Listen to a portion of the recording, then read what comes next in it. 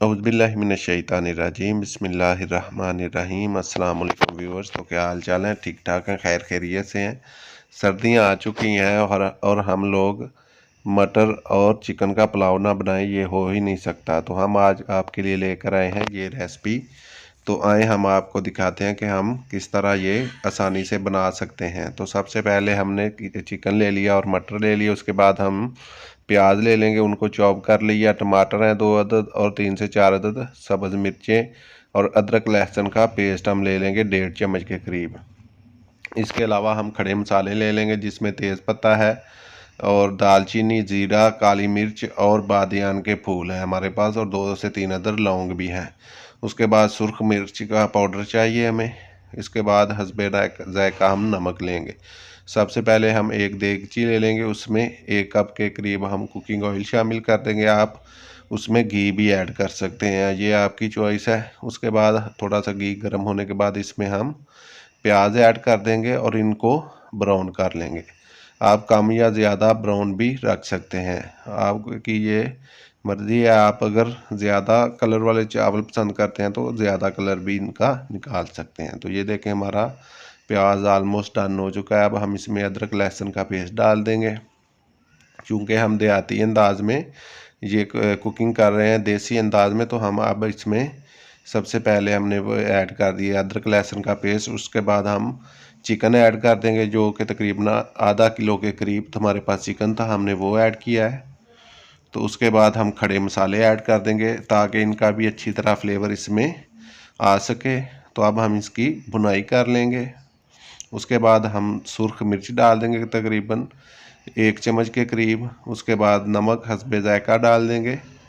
अब इसके बाद हम टमाटर भी ऐड कर देंगे। अब तमाम चीज़ों को, इसके बाद थोड़ी सी जो सब्ज़ मिर्चें कटी हुई थी वो ऐड करके अब इसमें मटर शामिल करके इन सब चीज़ों की भुनाई करेंगे।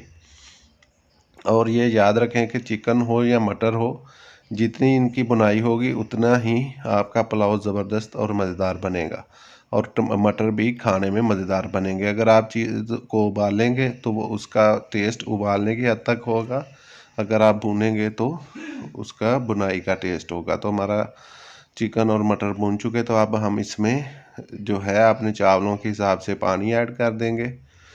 तो हमने पानी ऐड कर दिया। अब हम इसमें 3 से 4 अदद जो है सब्ज़ मिर्चें डाल देंगे साबुत। तो ये हैं हमारे चावल जो हमने आधा घंटा कम से कम पहले भिगोए थे। तो अब पानी का जो है हमारा पकना स्टार्ट हो गया है। तो पानी में अब चावल ऐड कर देंगे। तो ये देखें इस तरह हम तमाम चावल ऐड कर दिए हैं। तो ये देखें माशाल्लाह, अब हम इन्हें इस तरह पका लेंगे। तो हमारे चावल जो हैं हम इन्हें थोड़ी देर ढककर पकाएंगे। ये देखें माशाल्लाह, ये हमारे चावल जो हैं आलमोस्ट जो है वो पकने लगे हैं। तो ये देखें अब हम इन्हें दम पर लगा देंगे। तो हमारा चावल जो है वो दम पर आ चुके हैं। तो इतने हम 10 से 15 मिनट के लिए दम पर लगा देंगे। तो ये देखें माशाल्लाह, हमारा मटर और चिकन का पुलाव जो है वो आलमोस्ट डन हो चुका है। ये देखें, ये अब इसकी प्लेटिंग करेंगे। तो आज हम जो है मट्टी की प्लेट में जो है सर्व करेंगे। तो ये देखें माशाल्लाह हमारे निखरे निखरे चावल, और ये देखें सब्ज़ मिर्च इसमें कितनी ही शानदार लग रही है। तो ये हमारा मटर और चिकन का पुलाव जो है वो डन हो चुका है।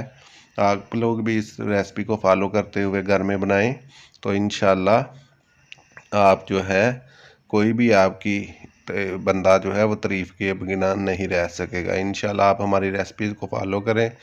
तो आज के लिए इतना ही, हमें जी दीजिए इजाज़त, मिलते हैं अगली वीडियो में। अल्लाह हाफ़िज़।